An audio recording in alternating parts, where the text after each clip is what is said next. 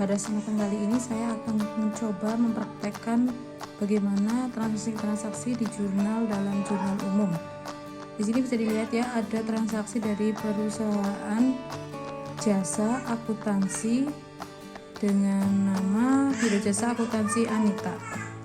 Seperti biasa, ketika kita akan mengerjakannya, kita harus siapkan bolpen, buku folio kalau bisa ya, kemudian penggaris, jangan lupa. Kemudian kita nanti akan menuliskan nama identitasnya di atas, kemudian di bawahnya baru jurnal umum.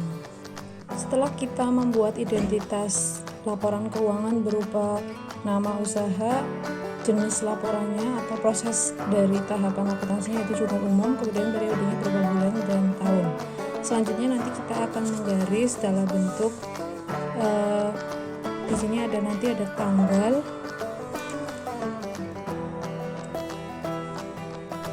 ya. Setelah digaris kemudian kita isi ya, di sini ada tanggal, akun atau keterangan, referensi, debit serta kredit. Nah, di sini tanggal nanti kita tuliskan tahunnya adalah 2000, bulannya April. Di sini berarti tulis 2000 April, seperti ini ya, 2000 April.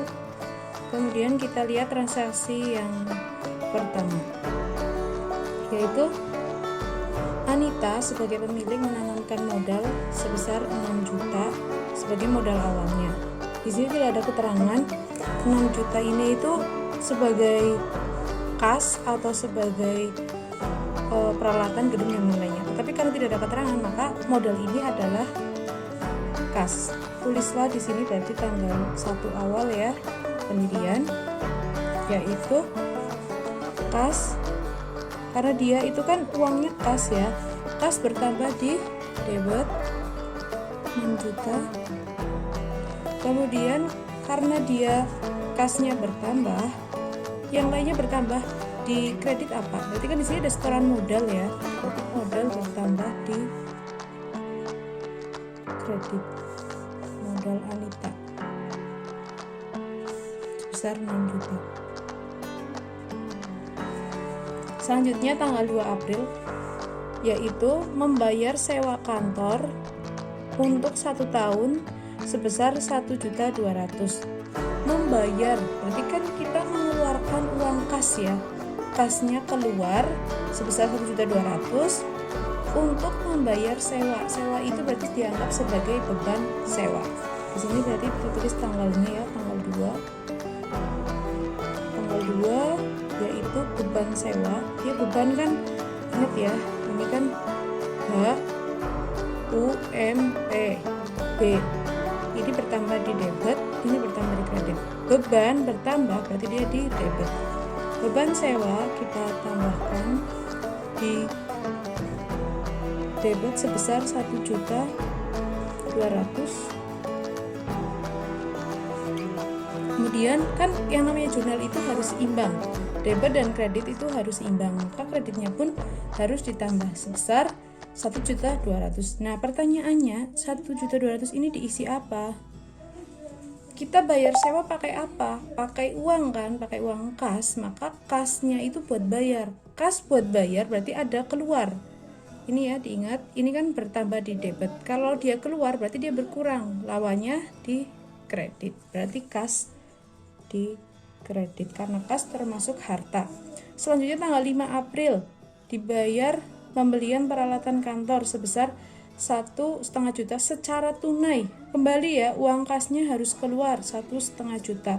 Di sini yang bertambah adalah peralatan. Peralatan itu termasuk dalam harta, maka ditulislah tanggal 5. Peralatan kantor bertambah sebesar 1.500.000 karena dia di debit saldo normalnya. Kemudian pakai tunai, pakai uang kas, bayarnya berarti tunai, berarti kasnya berkurang di kredit 1.500.000. Kemudian tanggal 6 kita analisis lagi, membeli perlengkapan kantor sebesar 150. Beli perlengkapan, di sini tidak ada keterangan tunai atau kredit, maka ini pastinya adalah tunai. Kalau kredit mestinya ada keterangan dibayar secara kredit. Berarti uangnya kembali keluar, kasnya keluar di kredit 150. Yang bertambah apa? Perlengkapan kantor. Perlengkapan kantor kan termasuk harta, maka kita posting perlengkapan kantor di debit, kreditnya kas. Tanggal 6 ya.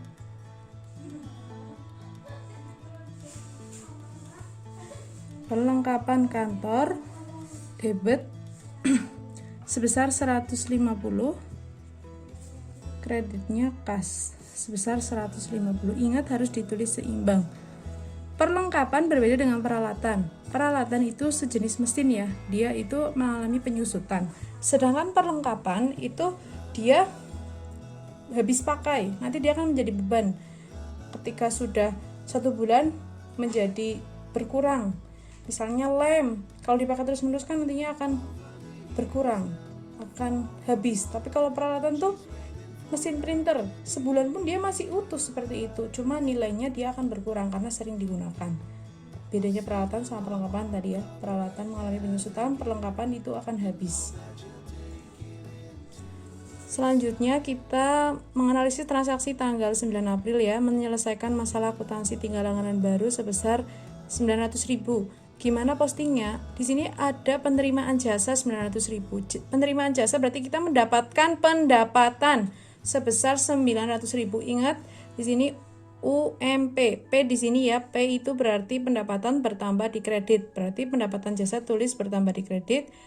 Kita terima uang pendapatan jasa ini dalam bentuk apa? Dalam bentuk uang kan, uang tunai atau kas 900. Berarti kasnya masuk ke perusahaan bertambah. Kas termasuk harta bertambah di debit di sini ya, harta. Berarti di sini bisa dilihat kas bertambah 900, pendapatan jasa bertambah 900. Selanjutnya transaksi tanggal 13 April memasang iklan sebesar 80.000. Berarti ini mengeluarkan uang, membayar iklan 80.000. Berarti uang atau kas berkurang di kredit 80.000, ditulis ya. Yang debitnya berarti kita bayar iklan, berarti kan beban ya, biaya iklan sebesar 60.000, ditulis ya biaya iklan untuk pemasangan 80.000 dan kas 80.000, di sini 80.000 ya. Kemudian tanggal 16 April menerima jasa lagi 400, sudah diterima uangnya ya, berarti kasnya bertambah di debit 400, kemudian kreditnya pendapatan jasa. Sini ya, kas 400, pendapatan jasa 400. Selanjutnya yaitu transaksi tanggal 18, membayar biaya rupa-rupa. Kalau udah biaya rupa-rupa berarti biaya bertambah. Ini ya akun B, di sini biaya bertambah di debit. Biaya berarti biaya rupa-rupa bertambah di debit 60. Kita bayar biaya pakai apa? Pakai uang. Berarti uang kasnya berkurang 60.000. Dicek ya tanggal 18. Biaya rupa-rupa 60.000, kasnya berkurang di kredit 60.000. Jadi biaya bertambah di debit, kasnya berkurang di kredit 60.000. Selanjutnya yaitu transaksi tanggal 21, sama membayar biaya transport. Biaya bertambah di debit 40.000, transport ya. Bayarnya pakai uang kas berkurang di kredit 40.000, kas. Nih ya. Selanjutnya transaksi tanggal 25, di sini bisa dicek ya, 25.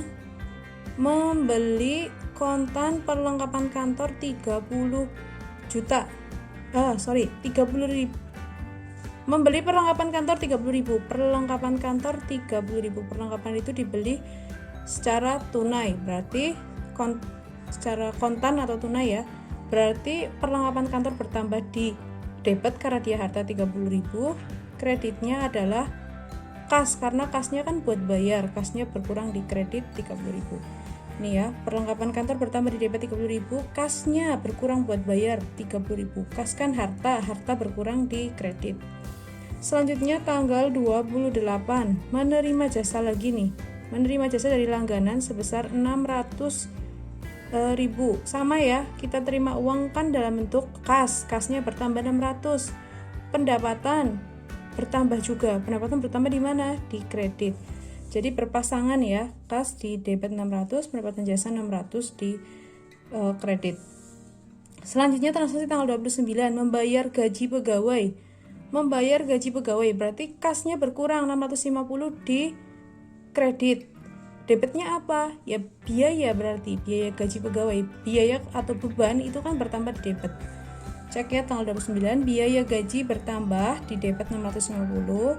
Bayar biaya gaji pakai apa? Pakai uang kas, berarti kasnya berkurang di kredit 650. Selanjutnya transaksi tanggal 30. Kita cek ya. Tanggal 30 di sini disebutkan membeli peralatan kantor secara kredit 300.000. Peralatan kantor atau mesin ya, secara kredit. Berarti hutangnya bertambah sebesar 300.000. Peralatannya, hutang bertambah di mana? Ini ya. Bertambah di kredit. Berarti hutang bertambah 300.000 di kredit. Debitnya diisi apa? Diisi ini harta ya, harta berupa peralatan kantor bertambah 300.000. Maka jurnalnya yaitu di sini ya, peralatan kantor di debit 300.000.